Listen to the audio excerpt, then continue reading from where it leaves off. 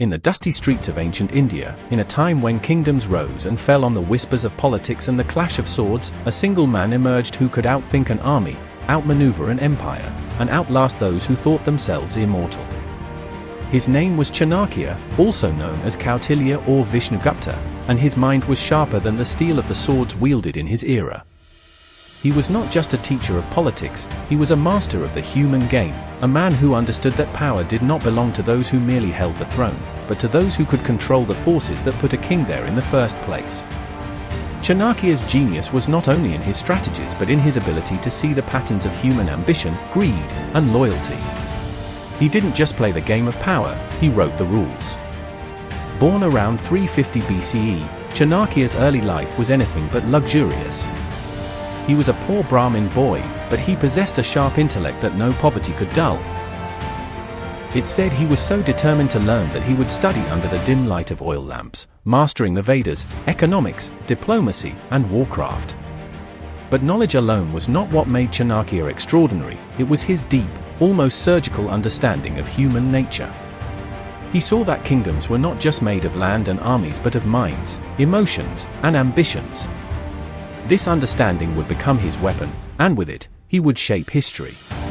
At the time, the Nanda dynasty ruled the vast and wealthy kingdom of Magadha. The Nandas were powerful but arrogant, and their greed alienated the people.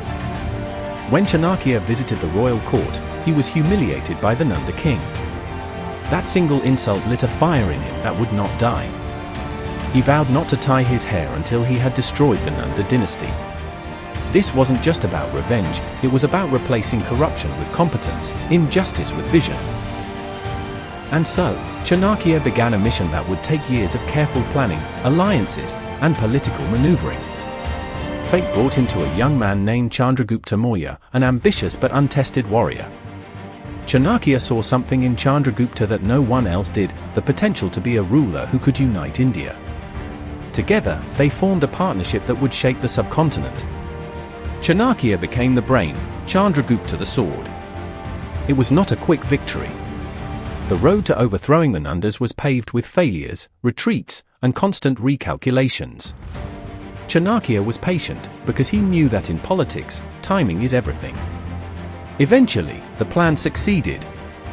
The Nandas were overthrown, and the Mauryan Empire was born, one of the largest and most influential empires in Indian history. But Chanakya's work didn't end with the installation of a new king. He knew that power gained is only the beginning, the greater challenge is holding on to it.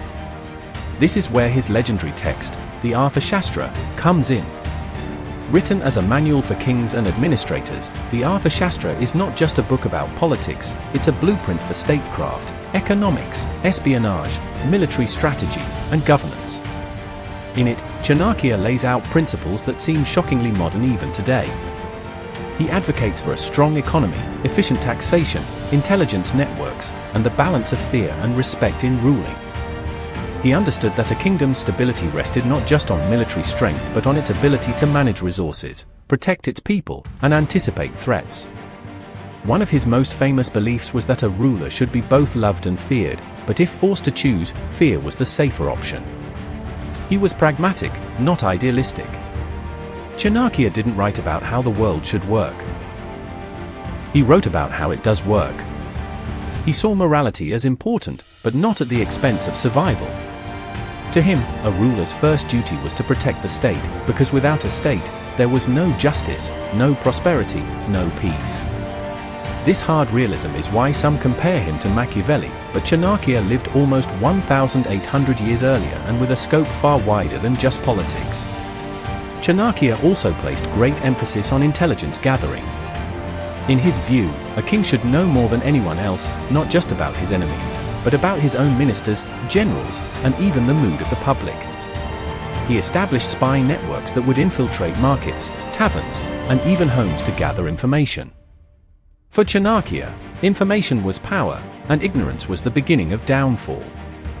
Yet, despite his ruthlessness in politics, Chanakya was not devoid of moral vision.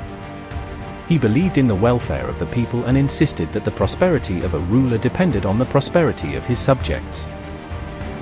He advised against overtaxing citizens and promoted fair trade and infrastructure development.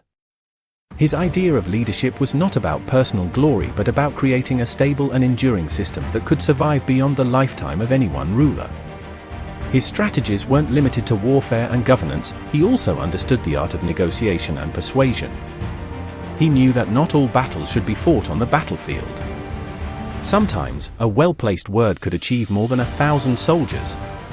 In the Arthashastra, he outlines methods for making peace with powerful neighbors, forming alliances, and using marriage as a diplomatic tool. He recognized that the greatest victories are often the ones that leave your enemy thinking they have won. Chanakya's life is a masterclass in the combination of vision, strategy, and adaptability. He was a man who could wait years for the right moment to strike, who could endure setbacks without losing sight of his ultimate goal. His story is a reminder that true power is not about brute strength but about the ability to see the whole board when everyone else is focused on one piece. He understood that empires are not sustained by the size of their armies alone, but by the wisdom of their leaders, the loyalty of their people, and the strength of their institutions. Even today, over 2,000 years later, Chanakya's teachings resonate. In politics, business, and even personal life, his insights into human behavior and strategic thinking remain relevant. He teaches us that patience is not weakness, that discipline is the foundation of success, and that to change the world, you must first understand it deeply. His life is proof that a single determined mind can alter the course of history, not through sheer force, but through intellect, foresight, and the will to see things through to the end. Chanakya died sometime around 275 BCE, but his influence didn't die with him. The Mauryan Empire he helped create would dominate the Indian subcontinent and set the stage for centuries of cultural, political, and economic growth. His Arthashastra would be studied for generations, a testament to a man who understood that while kings may fall, ideas endure. And perhaps that is Chanakya's greatest legacy, the understanding that the most powerful throne in the world is not made of gold, but of knowledge. In the end, Chanakya's life can be summed up as the story of a man who saw the invisible threads that connect power, people, and principles, and used them to weave a new reality. His mind was a fortress, his strategies an art form, and his legacy a beacon for those who seek to understand not just how to win, but how to build something worth winning for. In a world where power is still contested, his voice echoes through time, whispering to those willing to listen, control the mind, control the state. Lose the mind, lose it all.